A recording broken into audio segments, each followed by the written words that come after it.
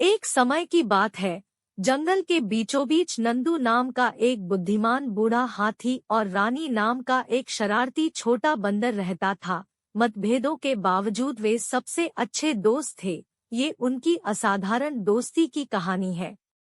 एक उज्जवल और धूप वाली सुबह, नंदू हरे भरे जंगल में इत्मीनान से टहलने का आनंद ले रही थी। जब वह पेड़ों से स्वादिष्ट पत्तियां तोड़ रही थी, तो उसके विशाल कान धीरे धीरे हिल रहे थे। पास ही रानी अपने बंदर दोस्तों के साथ बेलों पर झूल रहा था, खिलखिला रहा था और बातें कर रहा था।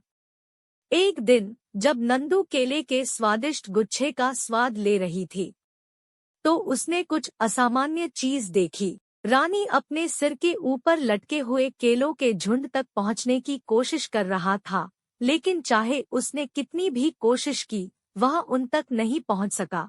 नंदू दयालु और मददगार होने के नाते रानी की ओर बढ़ी और उसे एक हाथ की पेशकश की। रानी, क्या तुम कुछ केले चाहोगी? नंदू ने गर्मजोशी भरी मुस्कान के साथ पूछा। रानी की आंखें खुशी से चौड़ी हो गई। ओह हाँ नंदू। नंदू ने अपनी शक्तिशाली सूंड के हल्के झटके से केले तोड़ लिए और उन्हें रानी को दे दिया। उसी क्षण से उनकी दोस्ती परवान चढ़ गई। वे प्राचीन बरगद के पेड़ की छाया में एक साथ हंसे, खेल खेले और अपनी पसंदीदा कहानियां साझा की। जैसे जैसे दिन हफ्तों में और हफ्ते महीनों में बदलते गए, नंदू और रानी ने एक दूसरे से बहुत कुछ सीखा। नंदू ने रानी को रात के आकाश में तारों और जंगल के रहस्यों के बारे में सिखाया, जबकि रानी ने नंदू को सिखाया कि लताओं से कैसे झूला झूला जाए और जीवन की सरल खुशियों का आनंद कैसे लिया जाए।